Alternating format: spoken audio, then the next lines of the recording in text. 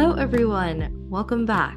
My name is Aarna Sahu, host of Aarna's News, where on this podcast channel, I aim to eliminate the gender gap in the STEM fields by featuring inspiring female professionals and highlighting their stories and accomplishments to further encourage girls. Today on episode 48. I have friends who are in creative industries, friends who are founders in completely different areas, and I love catching up with them and having conversations with them because even though what they're doing day to day might be significantly different than what I'm doing, there's a lot of overlap, and hearing about the way someone else works or the things that they're facing, the challenges that they're working on, provides a lot of perspective often, at least for me and the things that I'm working on as well, and gives me a new way of looking at things, a new way of approaching problems, and a lot of times there are just a lot of analogies that I didn't expect.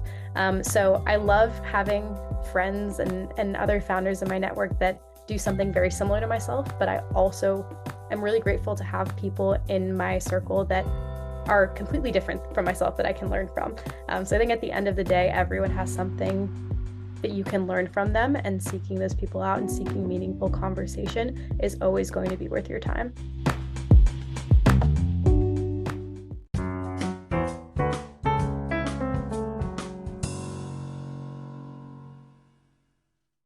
Today on episode 36, I'm pleased to announce our guest, Maria Pappas. As a Chief Philanthropy Officer at the Tech Interactive, she has demonstrated exceptional leadership skills in the field of philanthropy. With a passion for giving back to the community, she has been instrumental in recruiting hundreds of volunteers, building and managing successful development teams, and empowering individuals to achieve their full potential. She has a proven track record of success and is highly regarded for her ability to bring out the best in those she works with, while also fostering a collaborative and supportive environment that inspires individuals to make a difference. So thank you so much, Maria, for being here today. Before we dive into the questions, would you like to introduce yourself? Sure. Thanks for having me. I'm really happy to be here. I'm Maria Pappas, again, the Chief Philanthropy Officer at the Tech Interactive, and I'm excited to participate in the podcast. Thank you so much. All right, so my first question for you is, tell us a bit about your career path. Sure. So I graduated from UCLA with a double major in psychology and sociology and a business emphasis. And I really wasn't quite sure what I wanted to do after that, but I had interned with a nonprofit organization while I was in school. And that organization led me to my first job with an organization that I ended up staying with for over 20 years.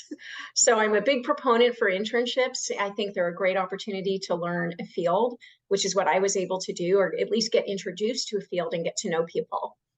The person who I had worked for at that internship introduced me to someone at the American Heart Association in Los Angeles, where I started my nonprofit career. And I worked for the AHA in LA for about 2 years. And then I moved back to the Bay Area, where I'm originally from, and joined the San Jose office and Silicon Valley division of the American Heart Association.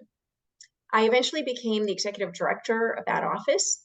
And then after I had my son, I actually worked part-time. I stepped out of the executive director role and was able to work part-time while I had 2 kids, my son and then my daughter. And I did that for a very long time. So I kept my foot in the door. I kept raising money. I stayed involved in the organization, which was great. About 10 years ago in 2012, I was introduced to the new CEO at the Tech Interactive, formerly the Tech Museum here in San Jose. And I ended up taking the vice president of development role. I was charged with raising a $50 million campaign and also managing the development team to achieve our annual fundraising goals. So I've been at the Tech a little over 10 years, and it's been a great run. And it's been a very rewarding career in nonprofit and fundraising all this time. That's so exciting. I love the Tech Museum. I would go there with my family all the time, and I'm so happy that I can talk to you about it. All right, so my next question for you is, what advice would you give someone wanting to pursue a career similar to yours, and do you have any tips to succeed? Sure. Well, not many people really even think about fundraising as a career path or go to college thinking, I'm going to raise money for the rest of my life. But there are great opportunities in the field. First of all, every university, hospital, private school, large national organization like the American Heart Association, Lung Association, Cancer Society, Leukemia, all of these organizations, museums, all need fundraisers. Every organization that provides services for homeless people or provides housing or clothing or food, every organization that is a nonprofit, of which there are 1.7 million in the country, need people to raise money for that organization. So there are a ton of opportunities out there in the world for fundraisers, and there are not a lot of people that think to go into the field or realize it's even a thing. So I guess to answer your question in the first place, I would say there's a big world out there. There's lots of opportunity, lots of jobs. Second, it is hard to raise money, but you can learn and you can do this. And in terms of, you asked about tips to succeed. So fundraising is all about building relationships. And the best fundraisers are really great with people.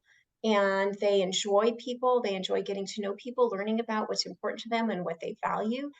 If you're intrigued and interested in people, if you love working with groups, if you want to work with a mission-oriented organization, I think you should look at nonprofit as a career path. It's been a great career for me. There are, as I said, lots of opportunities out there. You will never be out of work if you learn to raise money. Every organization needs good fundraisers. So I would encourage people to think about nonprofit as a career. There's lots of things you can do with your life, but there's nothing like dedicating your life to making the world a better place. So That's exciting. I used to work at a bunch of nonprofits as well, so I do know the ins and outs of managing an organization and also fundraising because I'm a Girl Scouter, so I know what it is to fundraise, so that's really exciting. Yeah. And my next question for you is, what is a common myth about your profession that you want to debunk? Right. Well, it's probably that people hate asking people for money.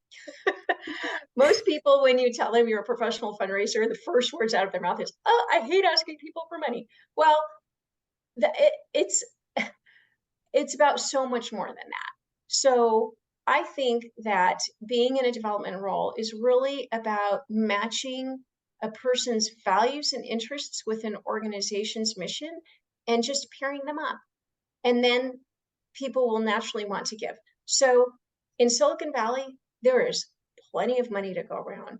And once people have bought their beautiful homes, cars, vacation homes, usually they stop and reflect about what they really want to do with their lives, and often end up wanting to do something to make the world a better place. And so they have to turn to someone for advice on how to do that, to learn about organizations, someone that can help kind of steward them through the giving process. And that's what great development people do.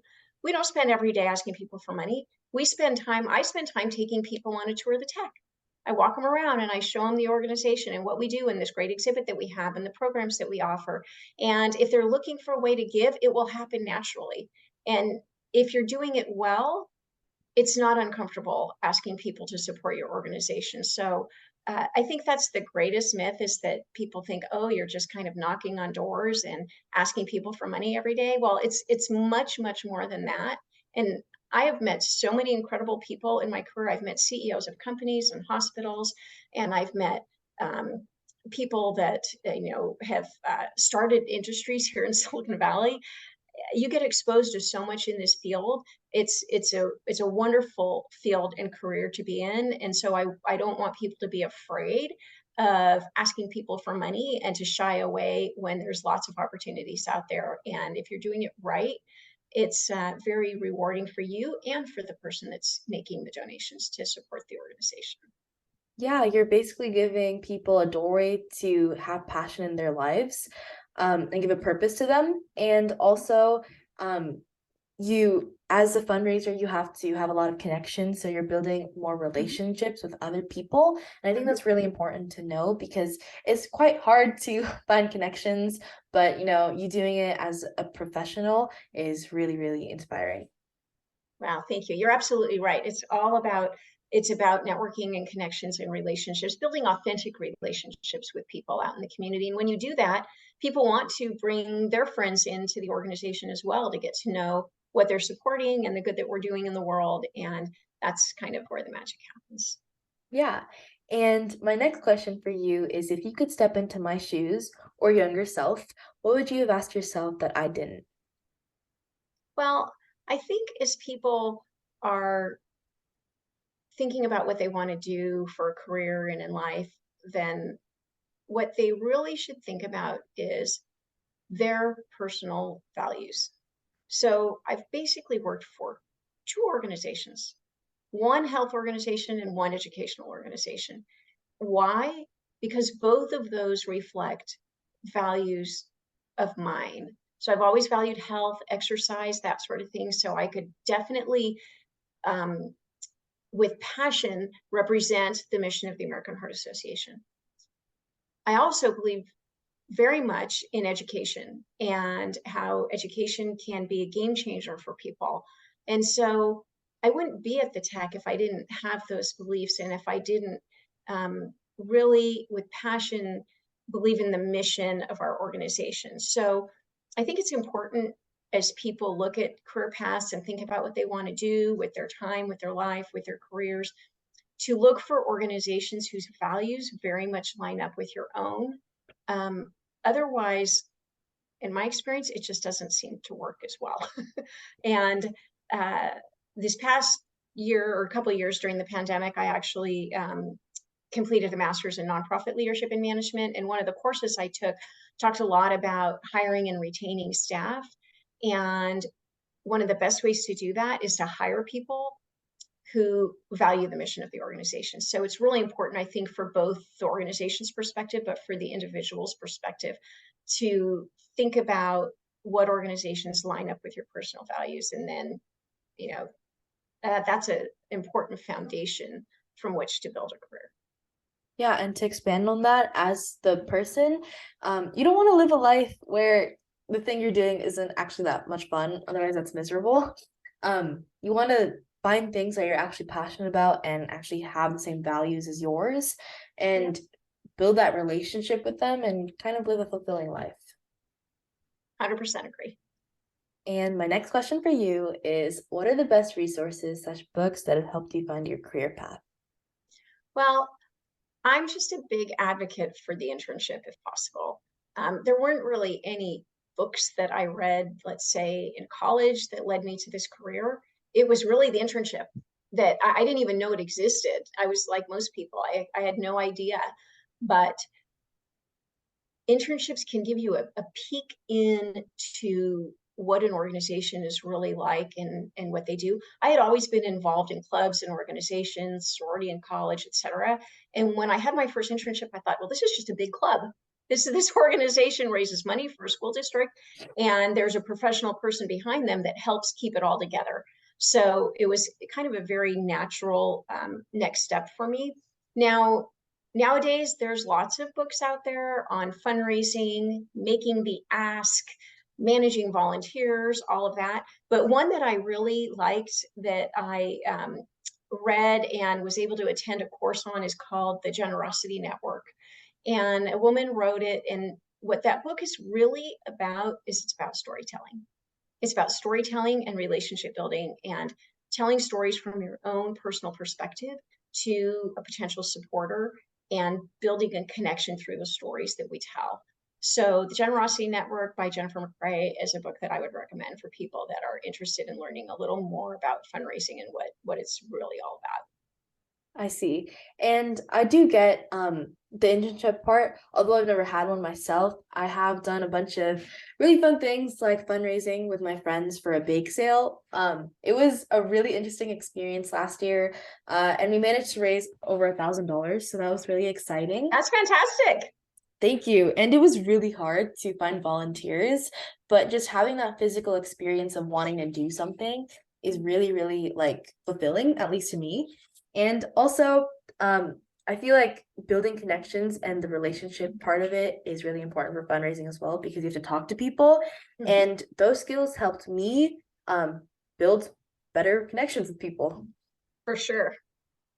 And my next question for you is, what do you think is the vital factor that shaped your career? What was your life before learning it, and what was your life after learning it? I think a vital factor that shaped my career was getting a great mentor early on. So there are things that I learned in my first job that I still remember and use today. Um, and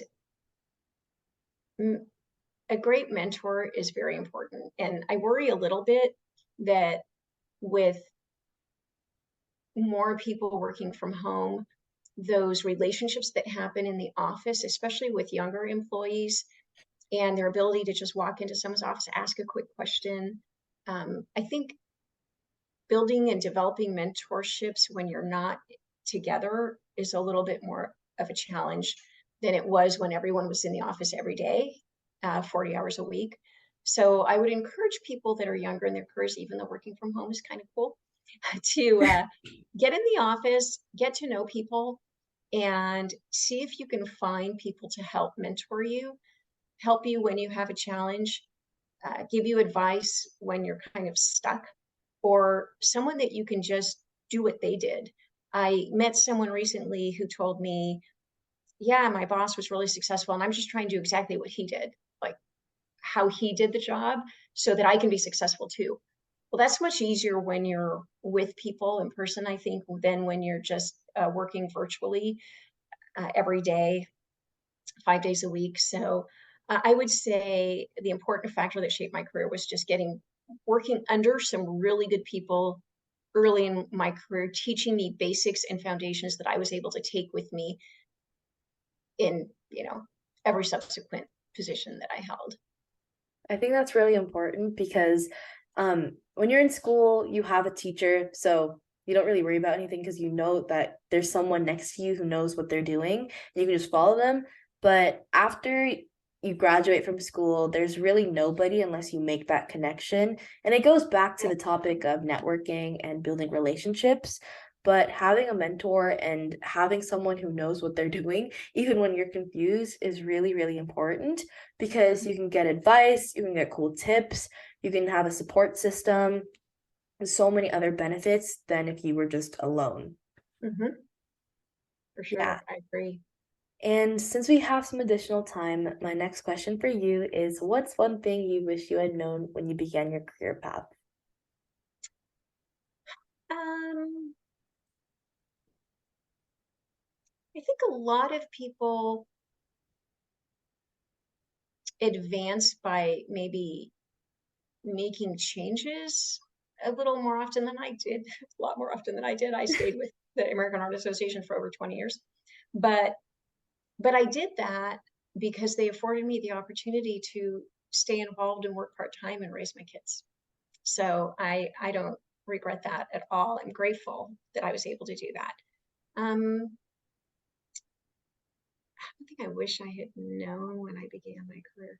I think that it's really important to work for an organization with a strong leader at the top.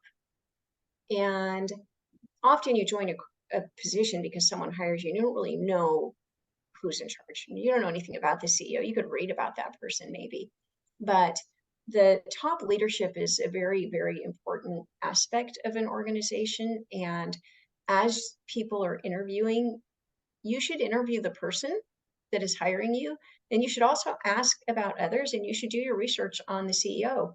And that's not hard to do these days, but a very, very strong leader builds culture, and culture is what contributes to people's happiness in their jobs.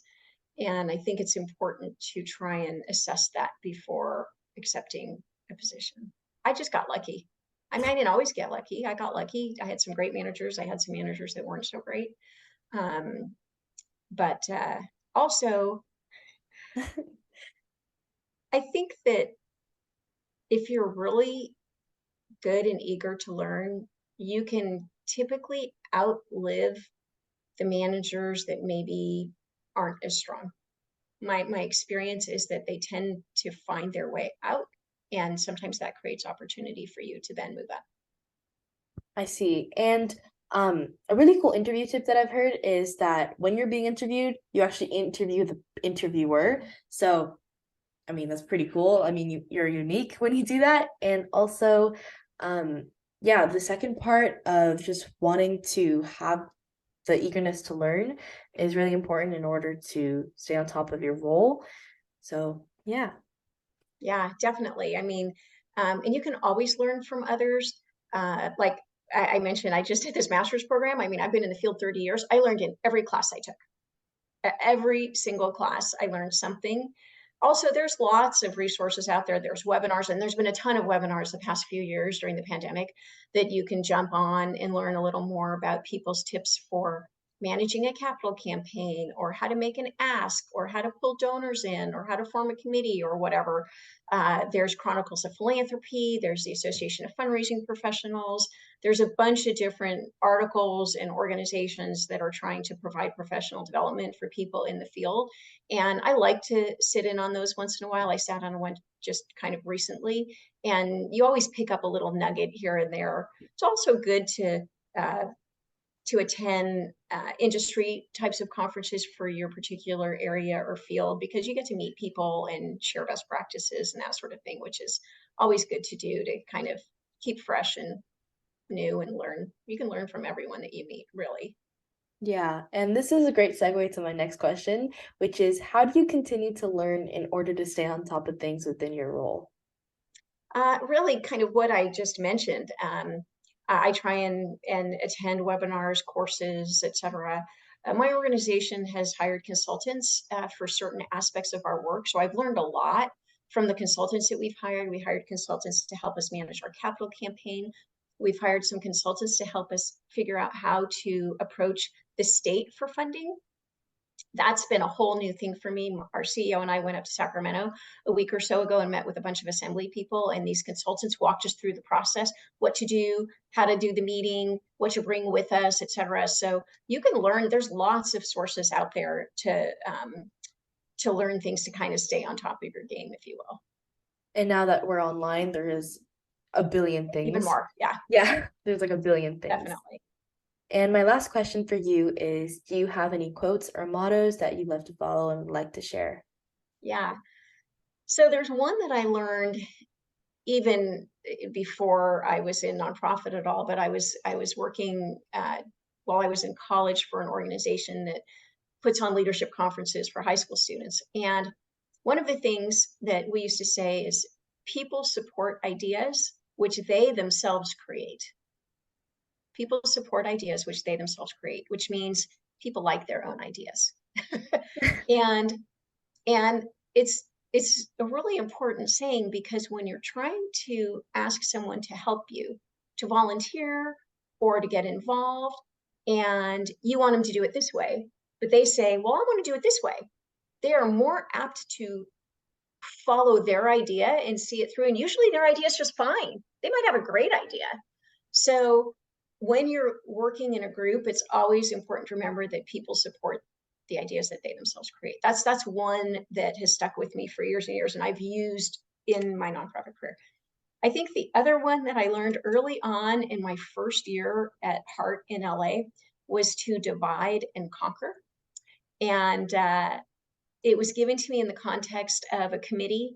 It was a new committee that I was working with on a fundraising event, and we wanted them to follow some procedures which the organization knew worked best. And in the committee meeting, the group wasn't really getting it, but a manager at the office went back and said, Maria, go talk to them one at a time, one by one, divide and conquer. And I did that. I went and I talked to them one by one. And when you can explain it and go into a little more detail and get people to buy in, then when the group gets back together, then everyone ends up on board. Sometimes you can't solve the problem in a committee meeting. You have to do it personally on these kind of little one-offs with individuals. And that's also been a strategy that I've used many times in my career. Yeah, those two quotes are very simple but powerful. Yeah, and I will definitely keep them with me. Thank you so much. You bet. Well, thank you so much, Maria, for being here today. Before we end off the interview, would you like to say any last words to the audience? I would just say that thank you for the opportunity.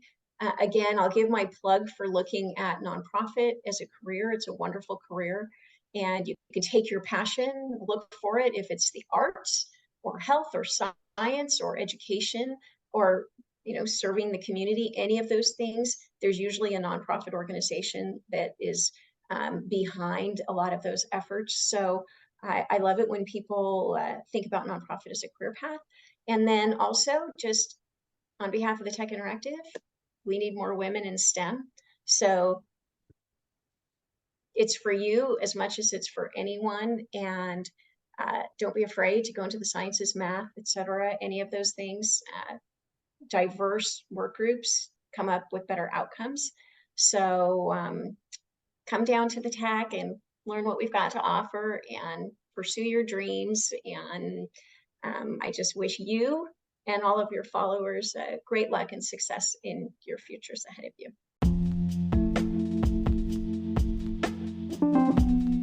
Thank you for tuning into Aarna's News, where we aim to inspire and empower women in STEM by featuring the stories of successful female professionals in the industry. Today, we have the pleasure of hearing from Maria Pappas, the Chief Philanthropy Officer at the Tech Interactive, who shared her invaluable advice on building relationships and finding organizations that align with one's personal values while living a fulfilling career path. Thus, that concludes episode 36. If you want to know more about how I relate to these amazing topics, then stay tuned for upcoming episodes. A great way to support the show is by leaving it a 5-star rating and a review on the player you are listening to. Let me know what you enjoy about this podcast, as it's a chance to tell me what you love about the show and helps others discover it too. By the way, we have episodes every Monday and Thursday at 12 a.m. PST. Also, check out our YouTube channel and feel free to give a subscription. That is www.youtube.com/@AarnasNews. No spaces attached. Once again, thank you for finding me, and I hope we stay in touch with each other. Tito, you're listening to Aarna Sahu, the host of Aarna's News. Toodles!